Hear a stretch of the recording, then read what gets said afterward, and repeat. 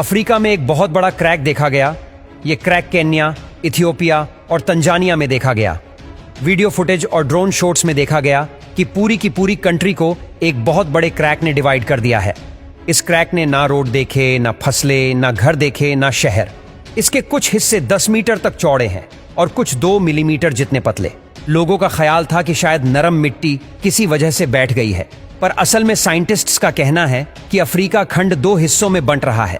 पहले ऐसा समझा जाता था कि अफ्रीका एक ही टेक्टोनिक प्लेट के ऊपर खड़ा है, लेकिन 1970 में कुछ ऐसे सबूत मिले जिससे यह पता चला कि अफ्रीकन प्लेट टूट रही है। जियोलॉजिस्ट को पहले से इसकी खबर थी, लेकिन उनको यह नहीं मालूम था कि यह इतना जल्दी हो जाएगा। तो अब सवाल उठता है कि क्या अफ्रीका वाकई में 2 हिस्सों में बंट रहा है, जैसा कि करोड़ों साल पहले साउथ अमेरिका इससे अलग हुआ था? इसका जवाब अभी तक किसी के पास नहीं है। इसमें कोई शक नहीं कि ईस्ट अफ्रीका की टेक्टोनिक प्लेट का बहुत बड़ा हिस्सा टूट चुका है, रेड सी से लेकर मोजाम्बिक तक, और यह हर साल करीब 6 मिलीमीटर तक अफ्रीका खंड से दूर हो रहा है। यह भी हो सकता है कि यह पूरा हिस्सा अलग होकर एक आइलैंड बन जाए, या फिर इसके बीच रेड सी की तरह कोई नया ओशन नमूदार हो जाए, या फिर यह प्रोसेस यहीं पर ही रुक जाए। साइंटिस्ट का ख्याल है कि जो कुछ भी होगा इसको करीब 5 करोड़ साल लग जाएंगे। आगे चलकर जो भी हो, पर आज हम इस प्रोसेस के यानी खंडीय प्रवाह को देख सकते हैं। अफ्रीका की गहराई में सिर्फ तबाह हुई ताकतें ही नहीं, बल्कि पूरी दुनिया में पाए जाने वाले नेचुरल रिसोर्सेज का 1/3 हिस्सा भी मौजूद है। यहां तक कि दुनिया में जब भी किसी नायाब मिनरल की तलाश करनी हो तो साइंटिस्ट सबसे पहले अफ्रीका की जमीन को चुनते हैं, क्योंकि उनको पक्का यकीन होता है कि यह कहीं और मिले न मिले, अफ्रीका में जरूर मिलेगा।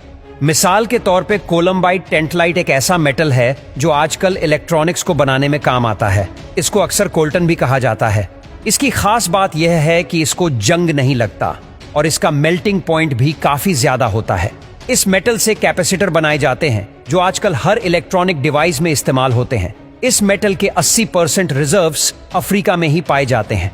इसी तरह एल्यूमिनियम की प्रोडक्शन में इस्तेमाल होने वाला बॉक्साइट भी अफ्रीका में ही पाया जाता है। और तो और दुनिया का सबसे कीमती जेमस्टोन डायमंड भी सबसे ज्यादा अफ्रीका में ही माइन होता है। यह सब कुछ अफ्रीका के नेचुरल रिसोर्सेज का सिर्फ एक छोटा सा हिस्सा है। अफ्रीका की बात हो तो सहारा डेजर्ट पर बात किए बिना टॉपिक खत्म नहीं होता। सिर्फ सहारा के अंदर ही इतने राज छुपे हैं जो अकेले ही पूरे अफ्रीका का मुकाबला कर सकते हैं।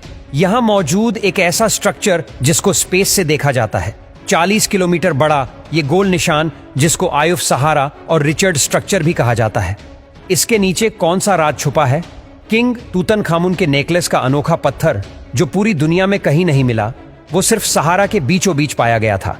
सहारा से पहले यहाँ क्या होता था और कैसे यह इतने बड़े रेत के समंदर में बदल गया, वह भी सिर्फ अफ्रीका के नॉर्थ में, जबकि बाकी पूरा अफ्रीका हरा भरा और ट्रॉपिकल है।